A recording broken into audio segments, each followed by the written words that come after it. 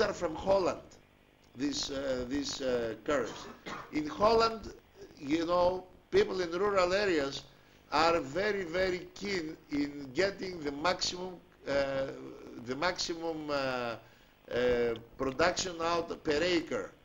Okay, this means that they are using a lot of pesticides. So this may have an effect on their lung function when they become 60 years old. Okay, while the others are industrial, but this doesn't mean that they are working in mines. Okay, they may be in a light industrial area. I don't know exactly, but there are many reasons, and this is the kind of things that you have to really investigate. And nowadays they are becoming, this type of things are becoming very, very important. You know, the Center for Disease Control in Atlanta, that's what it does. It just tries to separate for everything that you can think of what factors are affecting it. And nowadays we are really going into evidence-based medicine, which means that physiology is good enough, we understand what are the processes, but let's see how each of these processes makes our patient different so that we can individualize our treatment. Okay? But these are beyond the scope of your physiology course. I said I put this thing here to show you that there are differences in terms of age and in terms of other things like social background and so on. These you have to know when you interpret spirometric curves. Okay? But anytime you want to discuss these things, and I said I'll be there next week, or this week actually, we can sit down and discuss these things. After all, we said we were going to go out for one evening, so we can do it then. Okay. Let's go now to gas exchange in lungs and tissues. Okay? The movement of oxygen and carbon dioxide in and out of the capillaries, both in the lungs and in peripheral tissues, depends on diffusion. Okay? I think we have said that, and many times up to now. We say it once more. After all, repetition is the mother of learning. So let's specialize. Let's focus our attention though to what is that determines the gas exchange in the lungs. Well, we have three main factors. The first is the pressure gradients for each gas. The second is the diffusion coefficient for each gas. And the third is the tissue properties. Okay, let's look at each one of them in series. The pressure gradients is what drives the gas from one place to the other. Okay? The relevant units is kilopascals, which is Newton meters square. In -2, inverse Newton meter square. But we use, as we said, either millimeters of mercury to measure it, or in the case of the lungs, many times we use millimeters of water to measure it. Okay? Keep in mind that it is about 8 kilopascals, rather 8 millimeters of mercury make 1 kilopascal. Okay? This will help you round off different things. Now, the differences, if we have differences in total pressure, these result and they lead to bulk flow of gas. Okay?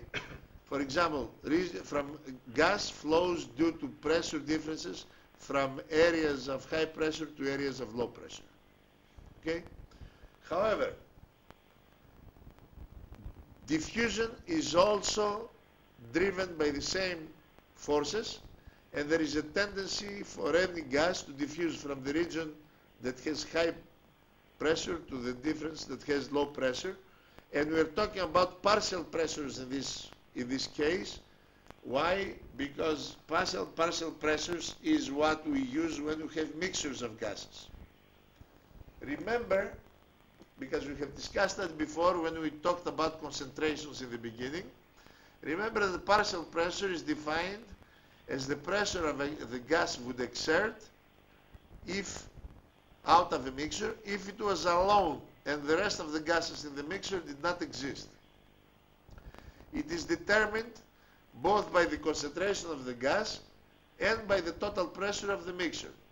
Therefore, the partial pressure of oxygen in the atmosphere is the total pressure of the 1 atmospheric pressure, for example, times the functional concentration. So, for the atmosphere, if we have 1 kilopascal, for example, pressure in the atmosphere, and or pressure difference, and 20% of that is oxygen, then the partial pressure of oxygen in this case will be 0.2 kilopascal. Now, I'll bring you back and remind you a few things we had talked about, we had said about the diffusion coefficient. The diffusion coefficient for each gas is a measure about how easy that gas can go through an aqueous, can go through a barrier. In our case, the barrier is the aqueous body fluids. And it is determined by the solubility of the gas in the water, because in our body this is the basis of the aqueous phase. And it is divided by the square root of the molecular weight. If you recall, we had talked about why the square root, and when we were talking about diffusion. I'm not going to repeat it here. I'm only going to tell you something that I had told you before, I think, is that the carbon dioxide has higher molecular weight than oxygen. However, it diffuses about 20 times more easy than oxygen, basically because it is much more soluble in the water. Both gases are highly lipid soluble and they pass easily through the membranes, but when it comes to exchanging between the blood and the air, it is the solubility of the carbon dioxide in water, which is the final barrier that it has to go through, that makes it be exchanged so easily. And in fact, when we talk about the lungs, we'll find out that while we need a barrier of about 60, a gradient of about 60 for oxygen to cross the air to blood barrier, we need only a concentration difference or a partial pressure difference of about 6 in order to for the carbon dioxide in equal amount to go in the opposite direction. So this gives you an idea about how important solubility and molecular weight are. Now, tissue properties, they are nothing else but the physical properties of the tissues at the site of the exchange. And over here on the side, I have something that we already have talked about. It's a different diagram about the different layers that the gases have to go through in order to be exchanged between air and blood. Okay? What is important is the surface area over which the diffusion can occur and the distances between the two compartments that these gases have to cross. Okay? These two are the most important factors if we are going to come to some conclusion about respiratory physiology in terms of gas exchange. The lungs, our lungs are very well adapted for gas diffusion. Why? Because they have a very large alveolar surface. And at the same time, they are very thin. They are very thin in terms of all these layers that we talked about, and let's enumerate them. We have the alveolar fluid, we have the epithelium that lines up the alveoli, we have the base membrane, we have the endothelium, we have the plasma, we have the cell membrane of the red blood cell, and then we have the intracellular fluid of the red blood cell, and finally we have the hemoglobin. That I already enumerated 8, and probably there is something that I left by mistake out. There are 8 layers we have to go through. Well, all these layers together, they are very, very thin. How thin? Well, 0.2 microns. 0.2 microns.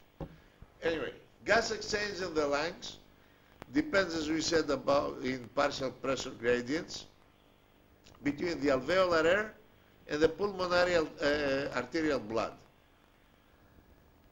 And this is what drives the diffusion. And if you need more, you either have to increase the ventilation or you have to increase the blood that crosses on the other side in order to take up more of what is available. Now, you have to keep in mind that the room air, the one that we breathe, the room in which you are all suspended there, is chiefly a mixture of nitrogen and oxygen. They have variable amounts of water vapor. I don't know what is the day out there, whether it's raining or not, but here in Greece we have a northerly wind blowing, so we have a fairly dry day today, so it means that there is not very much water vapor in the atmosphere. And other than the water vapor, there is a tiny percentage of CO2, a very minute amount, irrespective of all the pollution in our world, and all our concern about the carbon dioxide in the atmosphere. Still, it is in a very, very minute amount in terms of our physiology always. The average total pressure in the alveoli, therefore, is equal to that of the atmosphere, with a few differences. The alveolar air, as we breathe it in, as we take it from the atmosphere, we first saturate it with water vapor, okay? And because of that, because we put water vapor in it, it means that we have to take some of the other gases out, okay? This means that in the alveolar air, both oxygen and carbon dioxide are going to be different, and nitrogen, I mean, will be different from the air that is in the room. It will be different when it arrives to the alveoli by the amount of water vapor that we have added. It will also be different by the amount of carbon dioxide that is diffusing from the alveoli out. But this is also another story. So, let's look a little bit at what we have and how it arrives in our lungs. Because these numbers are numbers that I would suggest that you look at them carefully and try to remember them, not like a poem, but at least some of those, at least what goes on for carbon dioxide and water, you should really have some idea. Okay, the gas is composed, as we said, that we breathe, of nitrogen, oxygen, carbon dioxide, and the water vapor that we put in. At room air, the concentrations are, roughly speaking, 79% nitrogen and 21% oxygen. Carbon dioxide is less than 0.4 parts per thousand. Okay? This is very, very little. And of course, in room air, under dry conditions, there is no water vapor. If we humidify the air, how humidify the air? We can put, for example, on a stove, a pot of boiling water, which will definitely humidify the air to saturation if we don't do anything else. Well, in the humidified air, these things change because the at room temperature, the air can take up to 6% of water. That's how much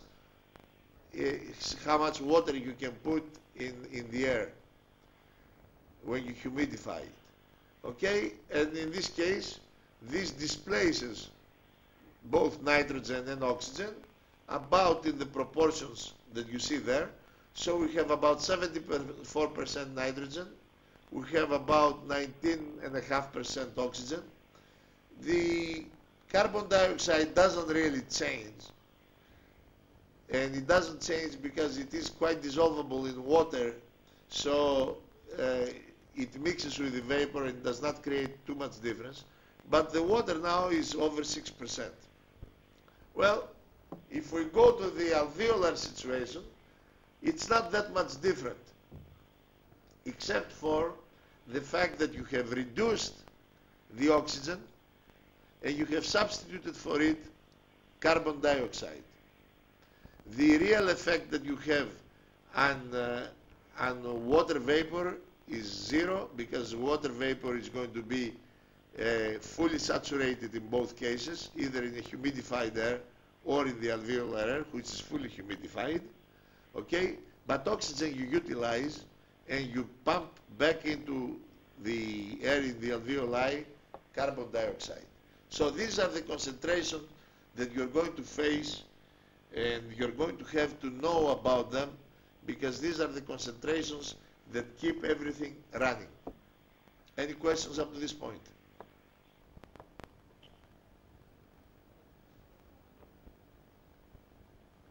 So we understand how and why the composition of gases in our alveoli is different from the composition of gases in the air. Yes or no? Yes. Yes. Okay. Now, the actual values, though, that we achieve are not what you see there. The actual values that we achieve depend on the balance between the rate of ventilation and the rate of oxygen consumption and carbon dioxide production. Okay? If we're going to increase the ventilation without changing the use of gas or the production of carbon dioxide, whichever way you like to say it, then the alveolar gas that we have would become about the same as humidified air. In other words, if we keep pumping air but we don't produce carbon dioxide for whatever reason in the alveolus, then what you have in the room, in the humidified room, is going to be the same as what holds inside the over-aerated, as we call it, alveolus. Okay? There will be a rise in PO2 and a drop in PCO2. However, you can never make PO2 go any farther than 20 kilopascal, which is about what is the situation in the room air. Okay? About 150 millimeters of mercury. Why? Because you cannot accumulate more oxygen than you have available in your basic reservoir of oxygen, which is the atmospheric air. On the other hand, we can achieve higher partial pressures if we do not breathe regular air, but we breathe oxygen-enriched air.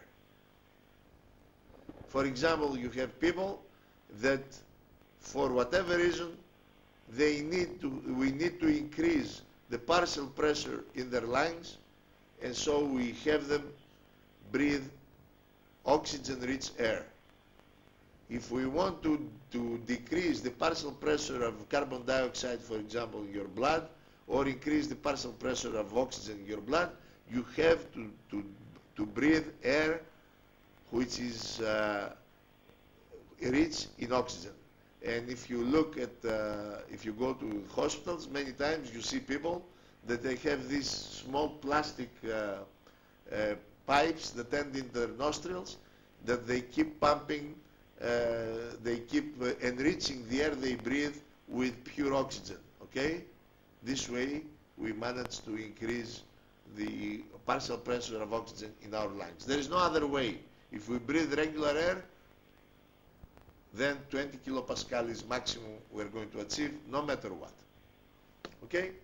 Now, ventilation is regulated in terms of homeostasis, and it's regulated so that the alveolar PO2 and the alveolar PCO2 remain constant. A few slides back, for those that you're here, you recall that I told you that the residual volume is one big reserve that does not allow big fluctuations from breath to breath. The other fact is what we already talked about, that our respiratory, inspiratory and expiratory reserve is really very, very large.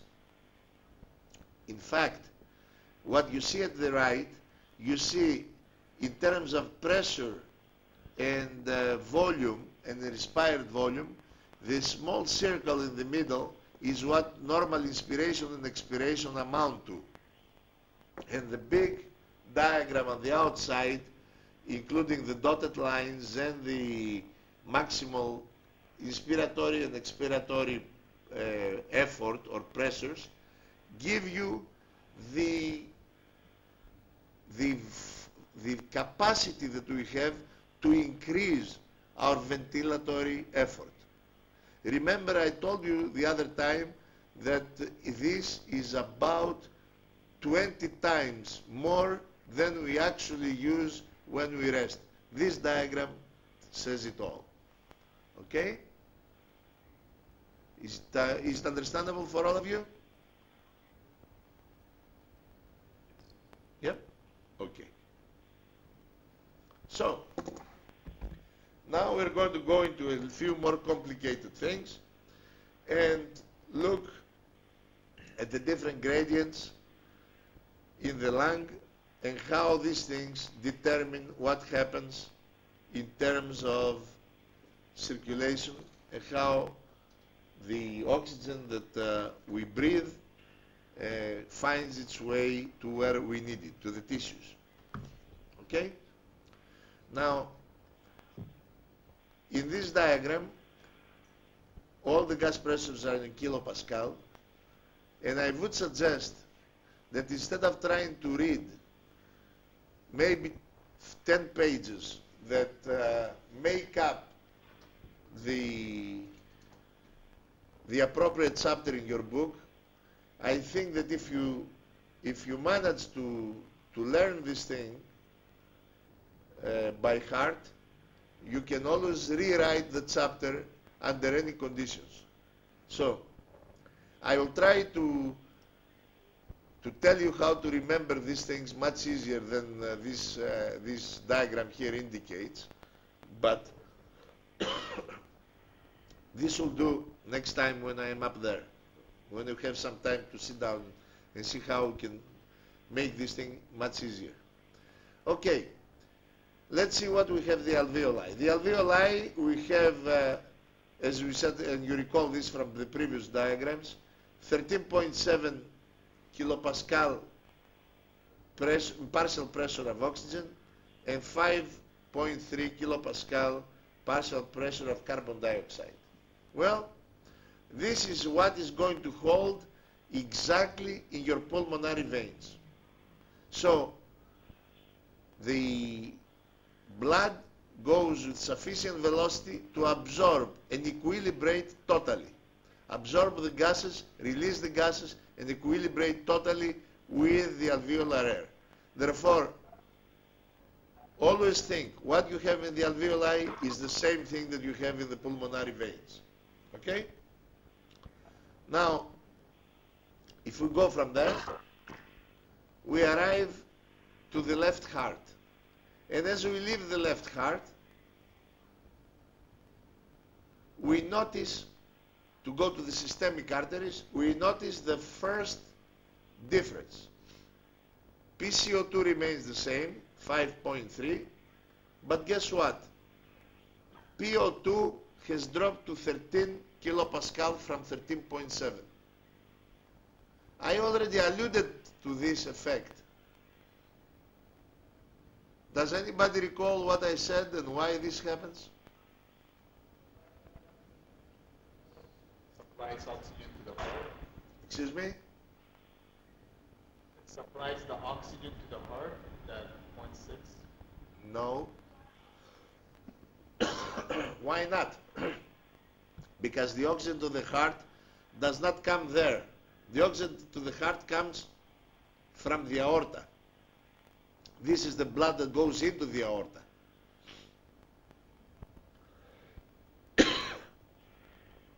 But I did talk about it, and I'm sorry I'm asking this, but I really try to make sure that you understand these things, even if we missed it last time.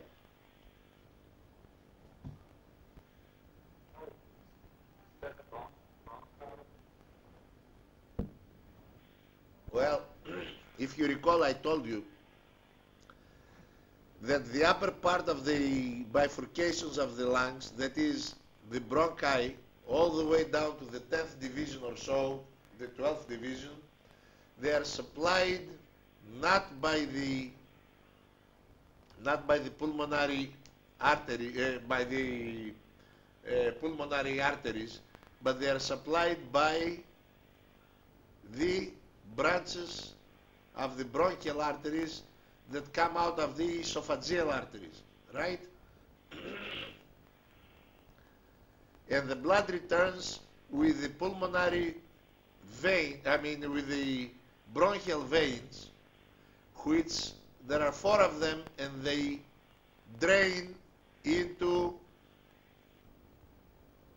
the left ventricle, into the left atrium, I'm sorry. Okay? Therefore, used blood mixes with the oxygen-rich pulmonary vein blood before it's sent out to the rest of the body. The pulmonary circulation, not the pulmonary circulation, but the bronchial circulation is about 5% of the total body circulation. So if you do the calculations, you'll come out approximately to those numbers. Okay? Now, from there, the body goes, so it's not, don't make the mistake to think that it is the blood that goes to feed the heart, okay? That's number 1. Now, the systemic arteries, they go to the body tissues. What is the situation in the body tissues? The situation in the body tissues is that PCO2 that is there is about 6 kilopascal, and PO2 drops to about 5.3. So you have a gradient of about a little bit less than 8 or a little bit more than 7 kilopascal to drive the oxygen from the capillary beds to the interstitial fluid, and about 0.7 kilopascal to drive the carbon dioxide from the body tissues into the blood. You see already that there is a big difference, a difference of 1 to 10. Remember, please remember that the solubility, remember what we talked a few minutes ago, the solubility of carbon dioxide is 20 times more than that of oxygen in the water. And if you take into account the square root of the molecular weight of the two gases, you'll see that this is sufficient, this 1 to 10 difference in the gradients is sufficient to drive the system equally. In other words, equal amounts of oxygen to go into the tissues for equal amounts of carbon dioxide to be coming out of them. Okay?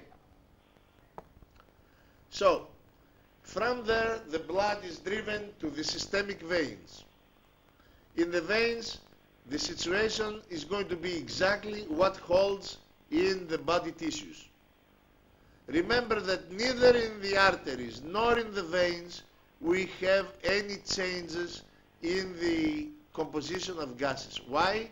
Because both arteries and veins receive the blood that feeds them, that feeds their walls from separate circulation.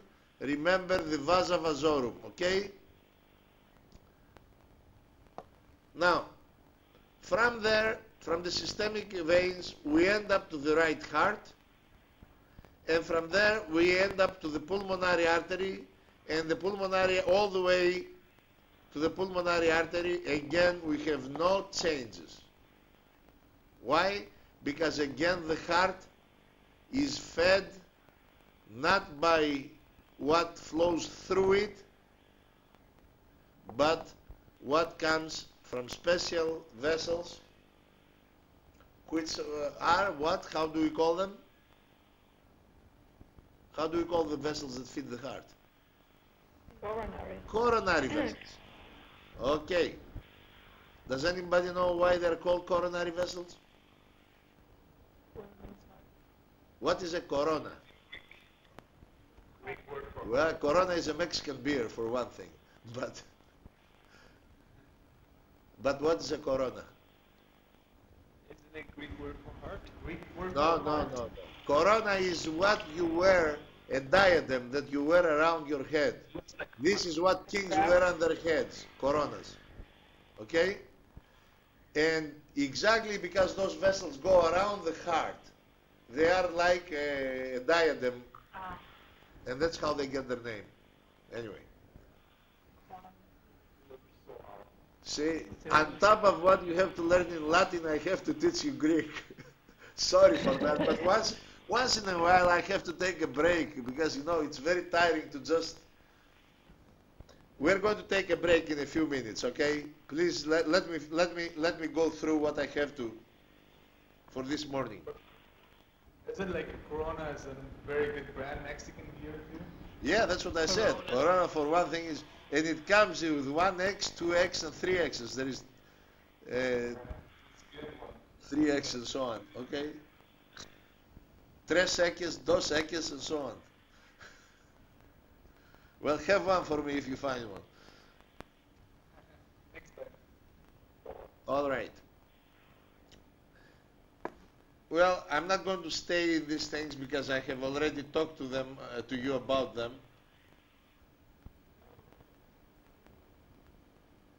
Now, we talked about the sun circulation.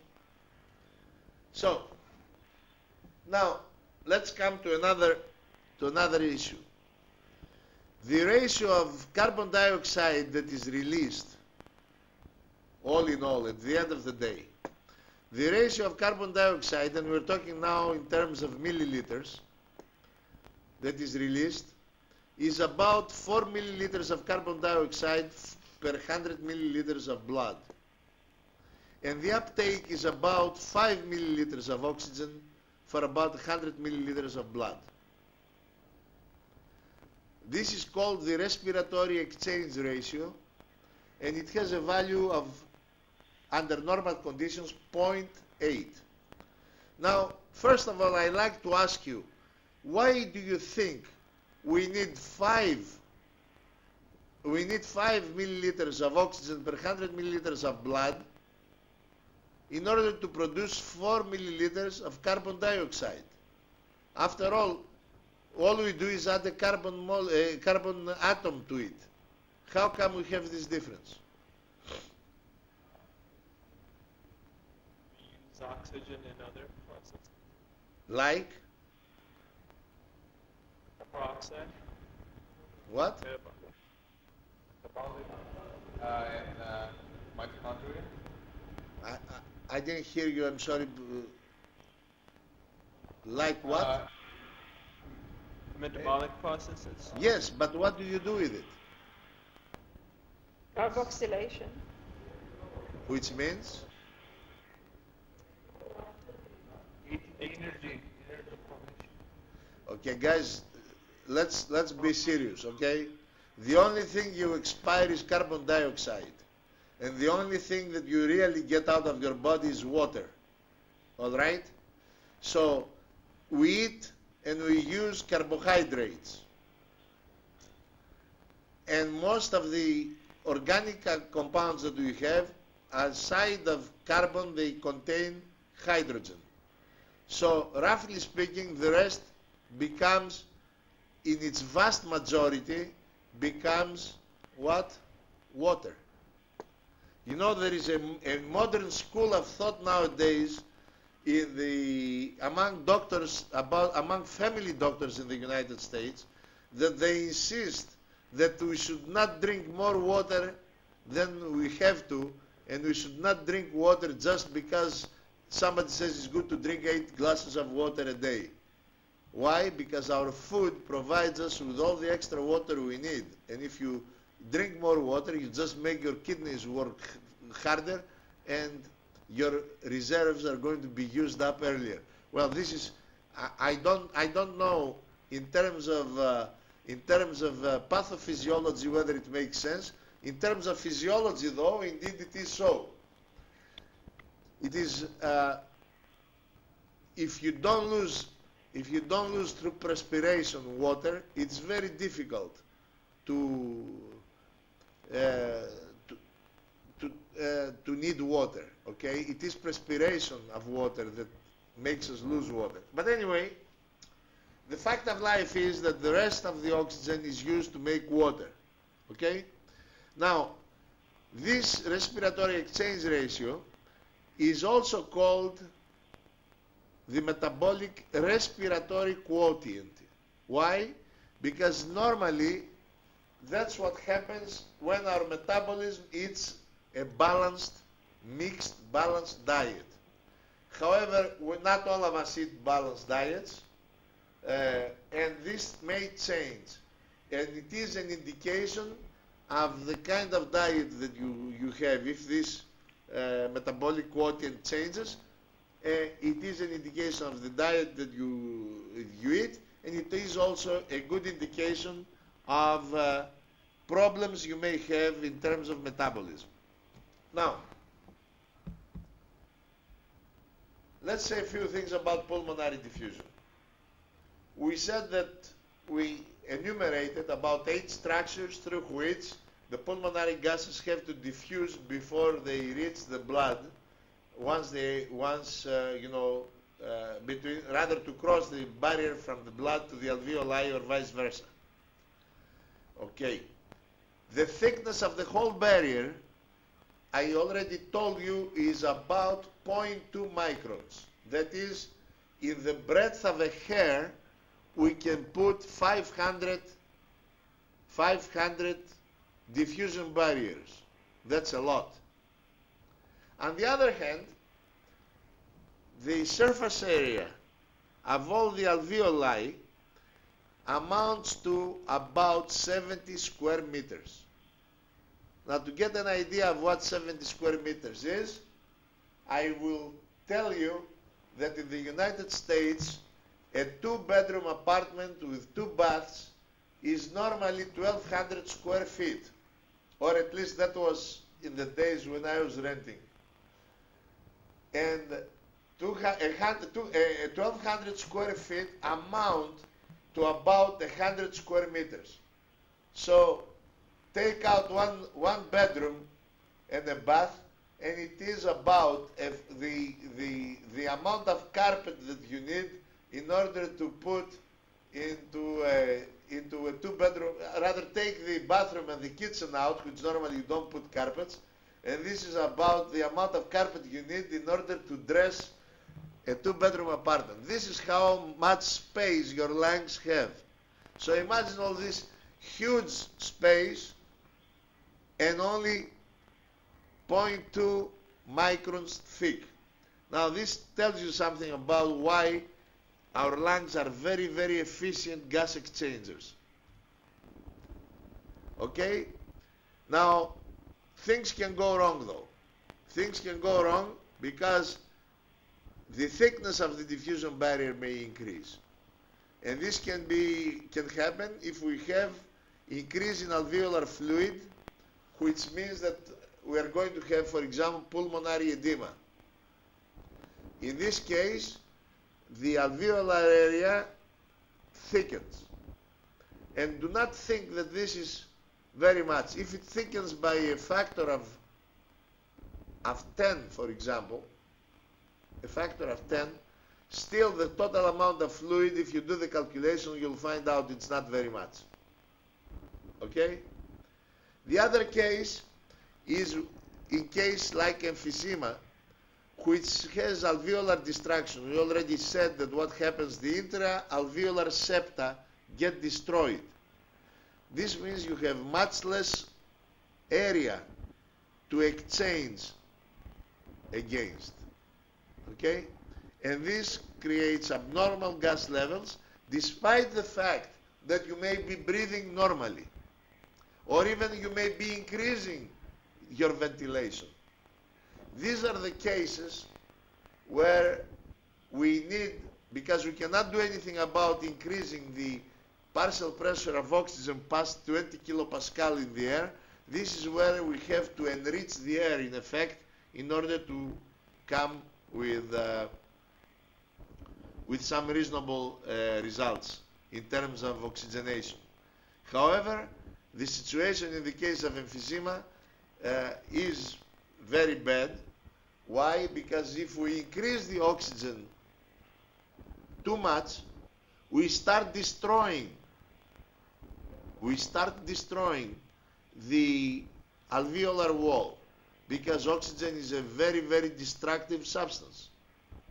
So it is a trade-off that we live under, and that trade-off, as the emphysema gets worse, the trade-off gets worse against us.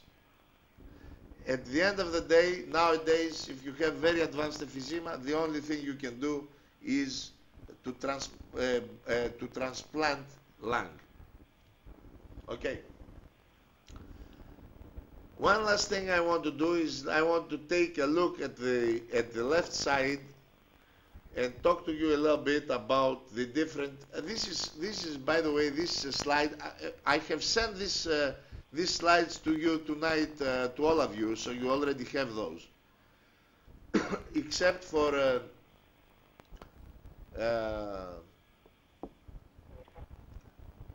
let me see who did not get it. I did, Micha. No, you did. But I saw my name here. So. You all should have it. Who didn't have? Who did not have email capacity to get them? I think it was Michal, I think. I asked not to receive it, but I think he said it. I know you did, but I told you that I had already one list that I do it automatically. They came to you. Most of them came back to me. That's right, Michal. Most of them came back. I hope I did not create a problem to your mailbox. I hope not. It's probably crashed, but never mind. Well, anyway, Okay. look into this, because this lets you see exactly what are the pressures that hold in different parts of the circulatory system, and the conditions under which the systemic and the pulmonary circulation differ.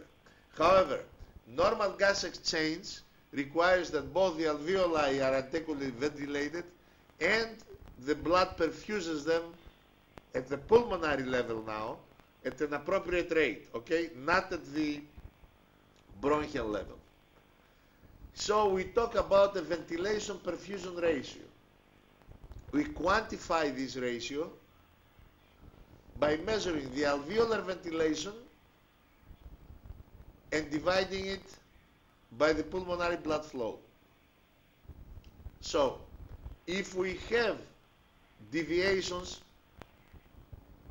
from normal, we refer to that as a ventilation perfusion mismatch.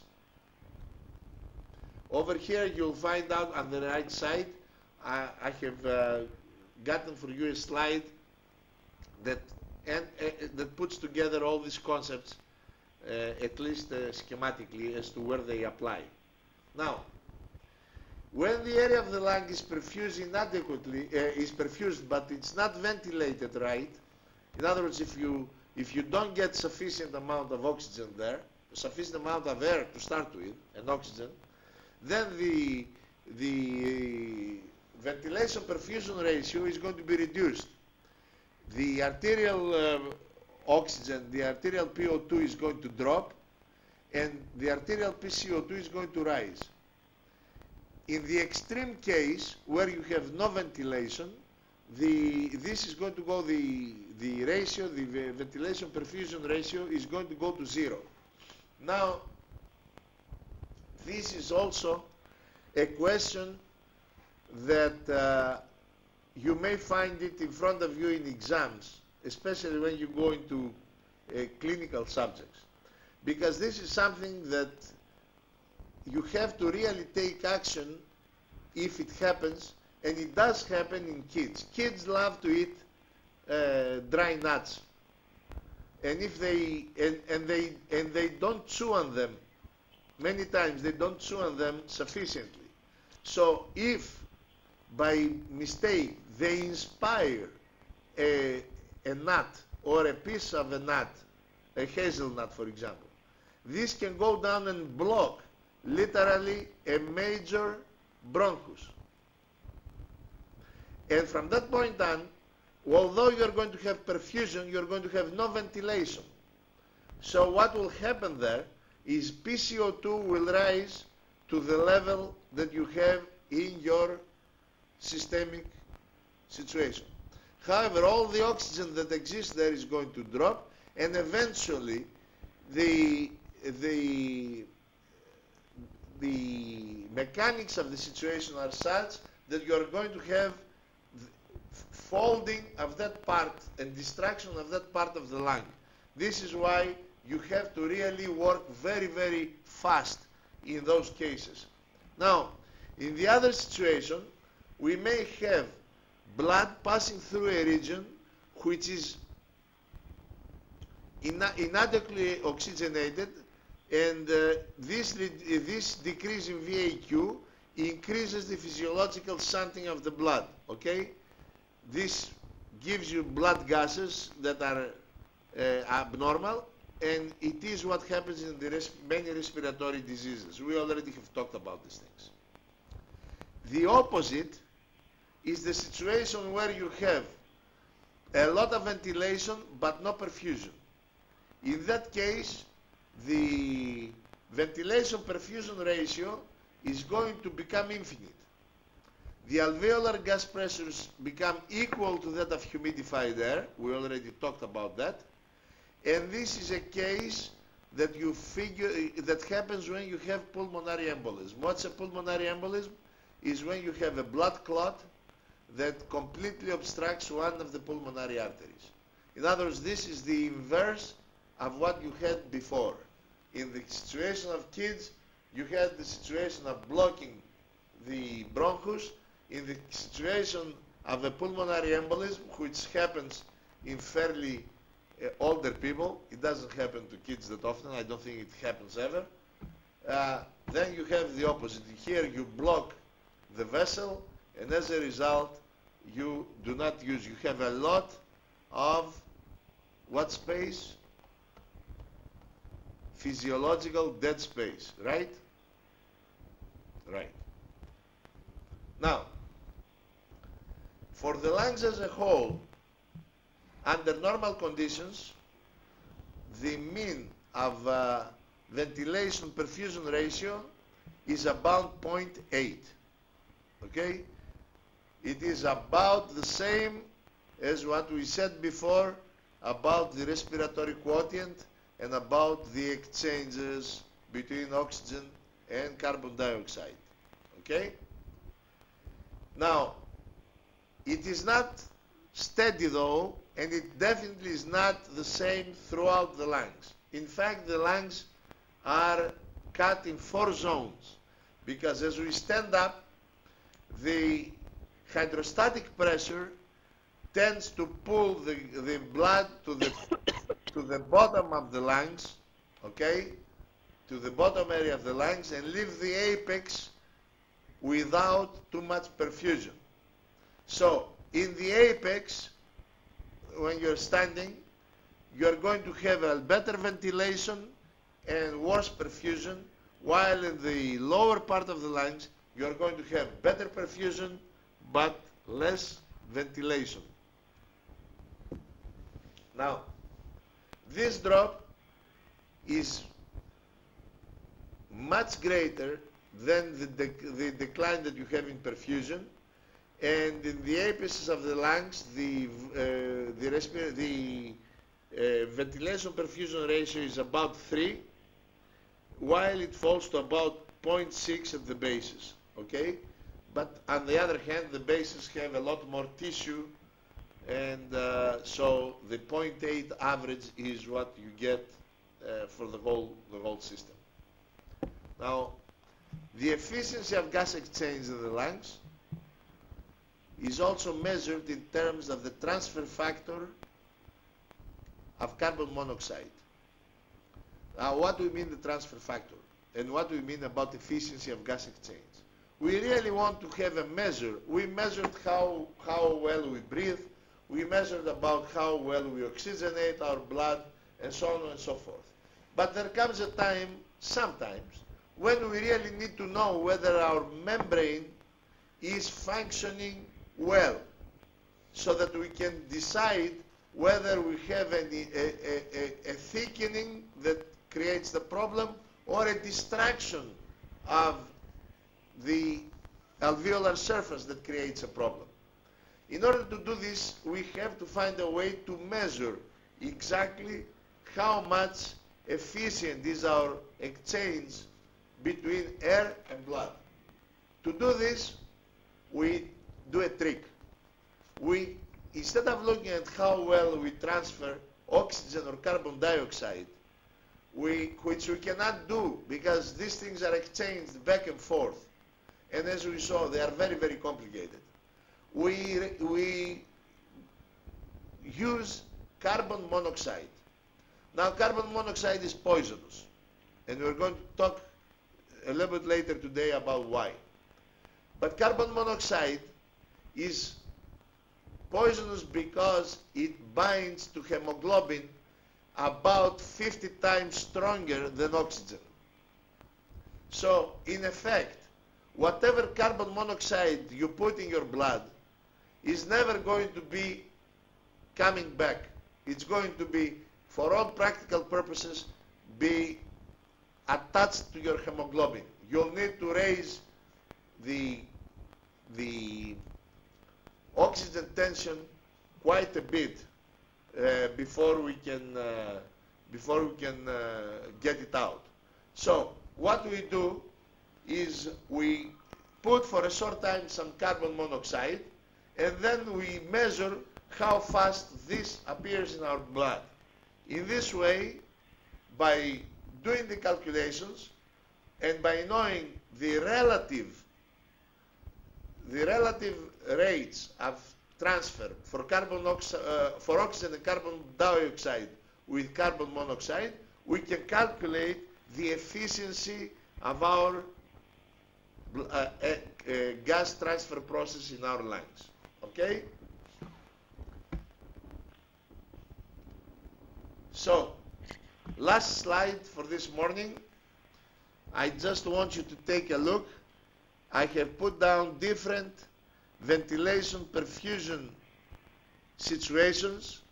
I want you to look at it. The length of the arrows shows whether ventilation is large, small, or whatever. And then at the bottom you have whether blood is sufficient, more than enough, or less than enough. These 9 slides give you all the possibilities that you can think of in terms of ventilation perfusion. This is really a little bit much more, this is a strange way of saying it, than what you need to know, but whenever you finish studying, if you need to find an example, run to this slide and to give you an example for whatever you need. Well, I want to thank you for bearing with me this morning. We really said a lot of things, and we're going to get together. What time you want? It is about 12:20 now. Should we say we get back together at 1:30? Okay. This afternoon, I'm not going to take too long. I'm going to go through a few things about hemoglobin, and we're going to continue when I come up to Varna on Friday. Okay? Okay. Guys, is there anything else that you need from me in terms of emails before I... What? I already did. You already have that. I did email it this morning, so you should all have it. You should all... Michal, I'm very sorry about crashing your mailbox. That's okay. I will not do it again, I promise. But I also crashed the mailbox of educational resources because they told me send everything, and when everything went there, their mailbox crashed. Okay, guys. Okay, see you later. Take good care.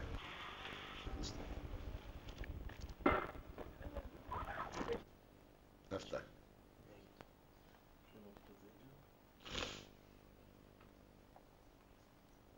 Βάλε να δούμε τι γράφτηκε, γιατί έχω τρομοκρατηθεί να...